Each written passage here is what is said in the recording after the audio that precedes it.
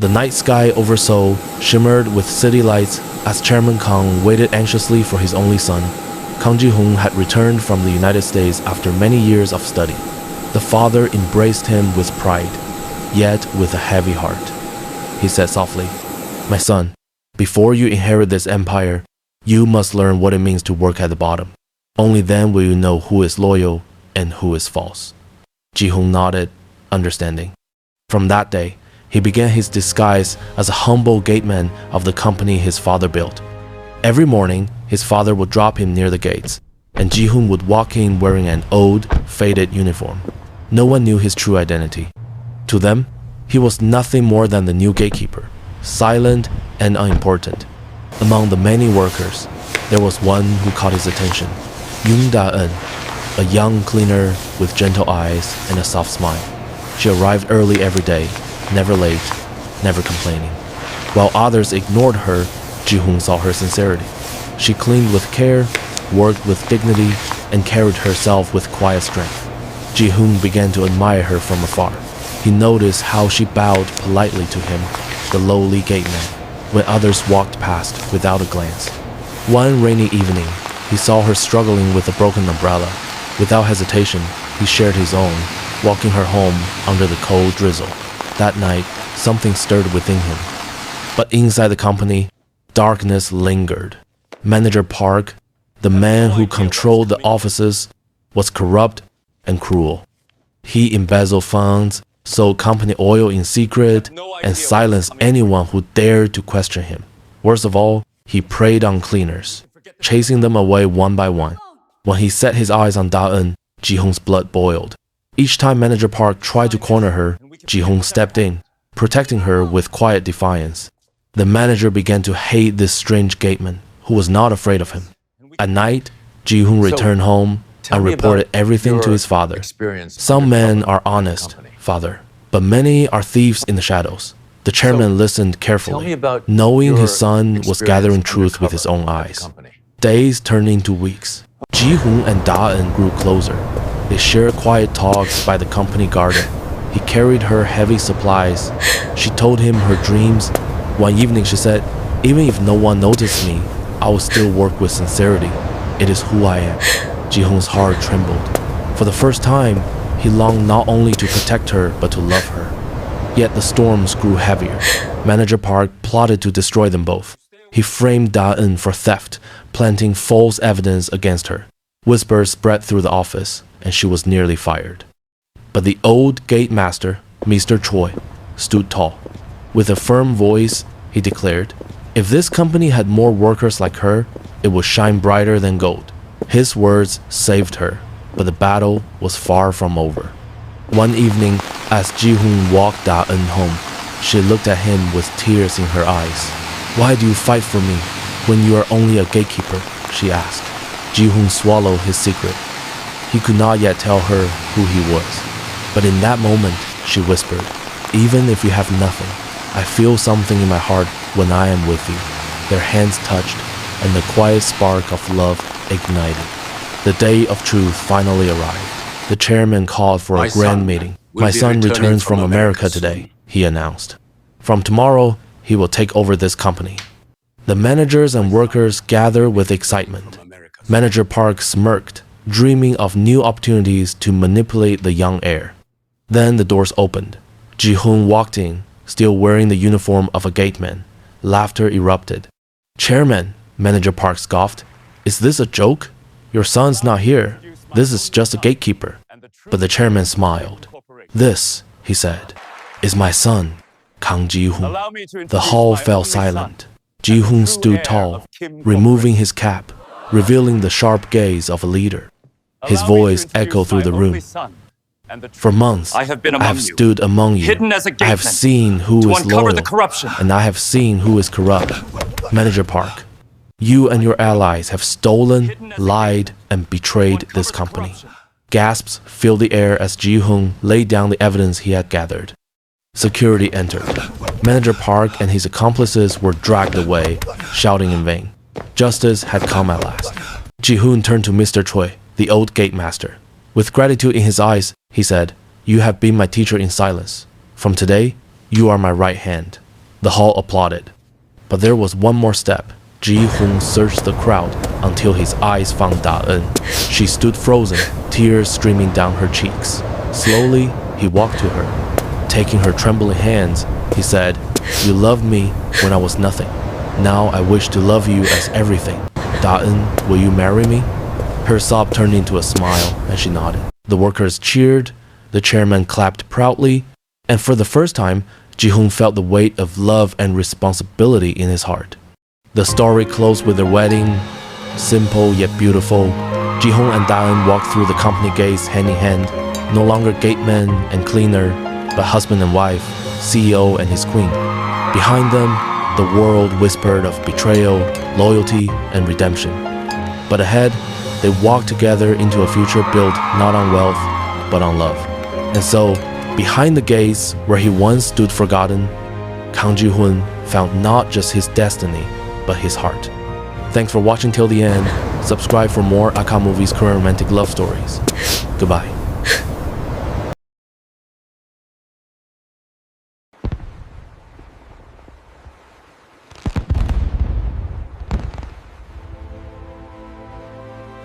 My name is Yoon Da-eun, and this is a story of how I found love.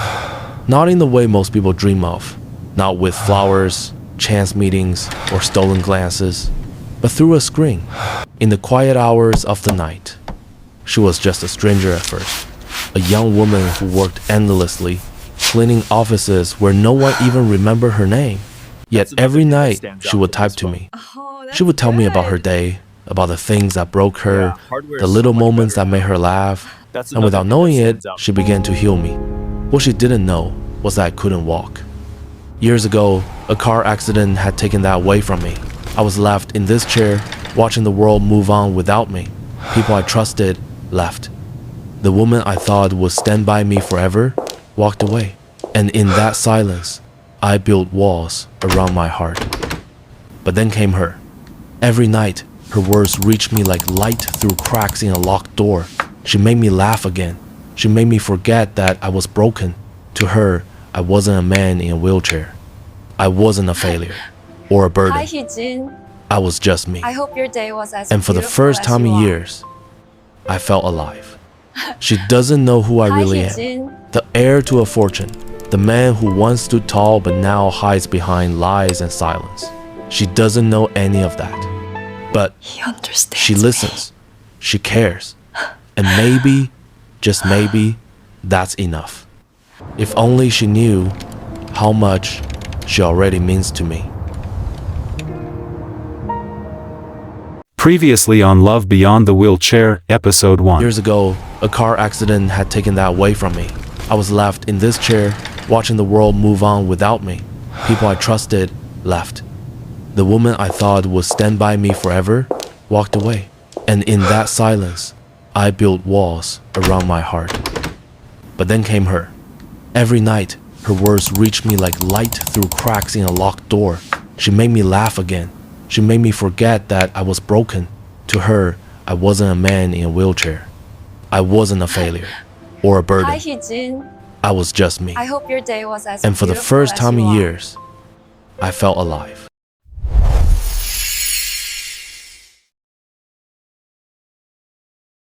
The night that changed everything is a memory I can never escape. One moment, I was behind the wheel, the city lights stretching endlessly before me. The next, all I saw was broken glass, twisted metal, and the sound of my own heart pounding against the silence. When I opened my eyes again, I was no longer the man I used to be. The doctors tried, God knows they tried, surgery after surgery, endless tests, endless hope. But in the end, their words cut deeper than any wound. You may never walk again. I remember staring at the ceiling that night, realizing that the life I knew had ended on that road. She was there with me at first, my fiancée, the woman I thought I would spend forever with. She held my hand, she whispered promises, but I could see it in her eyes, the fear, the disappointment. Stay. And the day she walked away from me, heels clicking against the hospital floor, it felt like the last part of my soul broke. She didn't even look back. And then, as if fate wanted to remind me of everything I had lost, my sister stepped into the world I once belonged to. The company my father built my inheritance, my duty slipped quietly into her hands while I sat there in a chair that had become my prison. Ji-hoon was strong, capable, and the world applauded her. And me, It's all gone. I was just forgotten. Every night, I told myself I didn't need anyone. That love was just a word people use to make loneliness hurt less. Sitting there in the dark, I whispered to myself, love doesn't exist, not for me. And I believed it. She left me.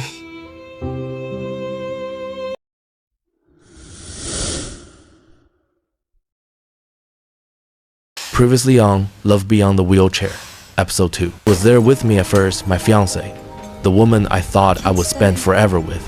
She held my hand, she whispered promises, but I could see it in her eyes.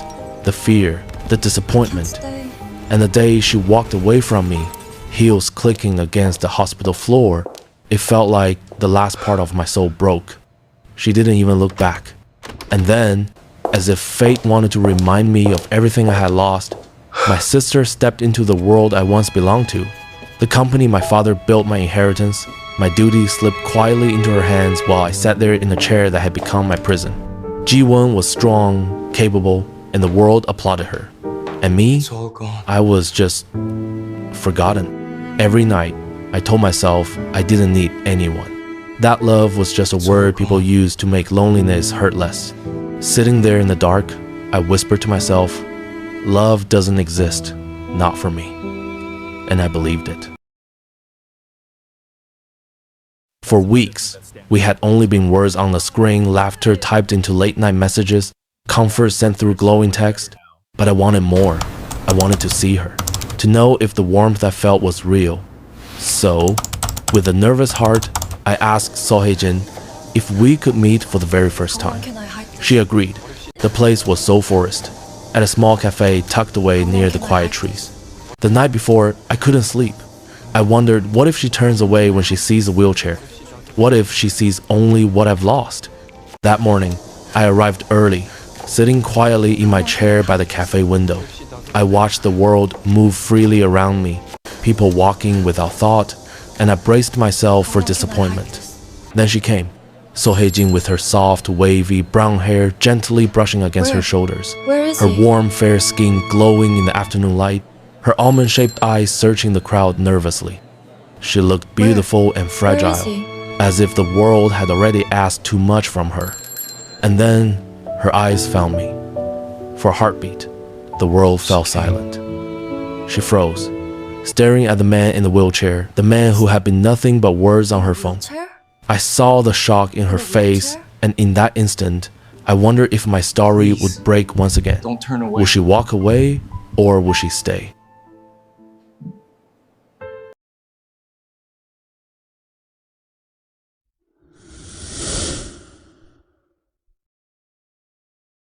Aka Movies present Love Under the Apron, Episode 4, The Test of Truth. Please subscribe, like, share, and comment for more Korean love story. The morning light spilled into the restaurant kitchen, but tension lingered in the air. Soo-jin, the beautiful young Korean woman with porcelain skin, long silky black hair tied neatly, and expressive brown eyes, stood quietly by the sink, her hands trembling as she washed the vegetables. She could still long can I feel hide the this? weight of the secret she was carrying, the stolen recipe that wasn't hers. Across the counter, Ji-hoon, the hard-working young Korean chef with tousled black hair, warm but guarded eyes, and his white apron stained from endless work, watched her in silence. He had noticed the unease in her eyes for days now, but today, he couldn't look away. Soo-jin, he finally said, Soo-jin? his voice deep What are you hiding but from soft. me? What are you hiding from me? Her hands froze in the water. The clattering of dishes echoed louder than her heartbeat. Soo, Jin's porcelain face flushed with guilt, her lips trembling, yet no words came out. Just then, the door creaked open. Mrs. Park Soo-mi, the stern middle-aged Korean woman with sharp eyes and neatly tied bun, her floral blouse tucked firmly into her apron, stepped inside. She scanned the two of them, suspicion lingering in her gaze. Silence filled the kitchen, heavy and suffocating. Later that night, as the restaurant quieted down, Ji-hoon found Soo-jin sitting alone at the corner table, her long black hair falling loosely around her pale shoulders, her expressive eyes brimming with tears. He walked closer, pulling out the chair beside her. "Tell me the truth, Soo-jin," he whispered. "I can take anything, but not your silence." Soo-jin lifted her porcelain face to him, her lips trembling as she finally confessed. The recipe she had claimed as her own, the one that had brought her close to him, had belonged to someone else. Shame burned in her chest, but she couldn't lie to him anymore. Ji-hoon's sharp jaw tightened, his warm eyes darkening with hurt. For a moment, silence fell again. But then, he reached for her trembling hands, holding them gently. "You should have told me," he said softly. "But I'd rather lose a recipe than lose you." A single tear slid down Soo-jin's porcelain cheek, and for the first time in days, her lips curved into a fragile smile. But outside the kitchen door, Mrs. Park Soo-mi's sharp eyes lingered in the shadows, her expression unreadable. Because sometimes, truth was only the beginning of a bigger storm.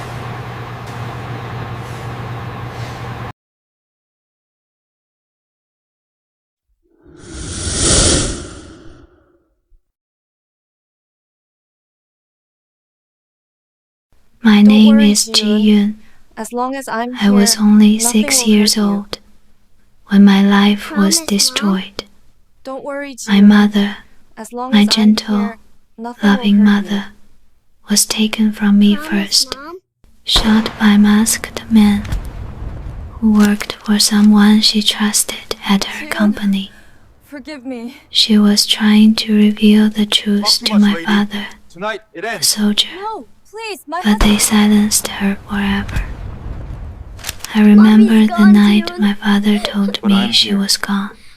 I will His eyes were heavy. Don't leave me too, Daddy. His arms held me Mommy's close, gone, Ji-hoon. but his I'm duty always kept him I away. will protect you. Don't leave me too, I was Daddy. lonely, but he Mommy's was all gone, I Ji-hoon. had. But I'm here. One day, while he was finally home on leave, Daddy, you can't catch we were me. together, laughing, Faster, eating, just I father. wish you could stay and like daughter. this forever. But then, the door burst open. A man in a black mask entered. His gun was cold, his aim steady, and in 1 second, my father fell to the floor. Blood everywhere. I screamed, shaking his body, begging him to wake up. The masked assassin looked at me, and for a moment, he pulled off his mask. That face I will never forget. That day, my heart turned to fire. That day, vengeance was born inside me. I grew up with one purpose: This uniform is not just my to duty. avenge my parents. It's my promise. At 20, I joined the army. I trained hard, How long can I hide this? fought harder. But in all my years of service, I never found the man who murdered How long can I my hide father. this? Still, his face haunted me every night. How long Until can I hide one this? day, fate spoke. I overheard a soldier making a call, whispering Move the others now, warnings they to know where you are. militants. I followed the sound, hid in the shadows, and pressed record. where you are. His words were betrayal, words that sold out our army for blood money. When I listened back, Move the others my heart stopped. His voice, it was him, the man who killed my father. Move the others now, they know where you are.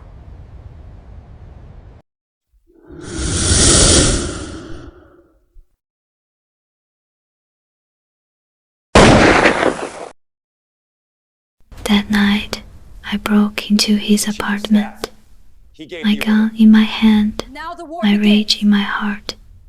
When he saw me, I saw fear in his eyes. He gave the order. I pressed my barrel Now the to war his begins. forehead. the same way he killed my father. It was the He chief of confessed staff. everything, every gave the dirty order. secret. Now the war He begins. said it was the chief of staff who ordered the hit It was the chief of staff. because my father refused to join their corrupt Now the war mission. begins. I had my recorder on and a hidden camera. Finally, I had proof, but they discovered me. The chief of staff marked me for death. Soldiers who once called me sister hunted me down like an animal. They spread lies, accused me of being with militants. My face was on wanted posters. How long can I had no choice but to fight back. Every ambush, every bullet, every soldier they sent, I survived. I killed only to stay alive and to keep my mission burning. One night, I stood in the chief of staff's office. I gun inches from his head. Justice was finally in my hands, but soldiers stormed in before I could pull the trigger. I was arrested, thrown into a military court, branded as a traitor. They were ready to end me, but then I played the disc. The truth exploded in that courtroom. Their corruption, their betrayal, their bloodied secrets. The chief of staff was stripped of his rank, dragged out, and executed by the very system he corrupted. I walked out of that prison cell free, but not whole. I avenged my father. I avenged my mother, but vengeance leaves scars. I am Ji-hoon, the daughter of a soldier and a woman who dared to tell the truth. My family's blood will never be forgotten, and neither will my fight. This is my story.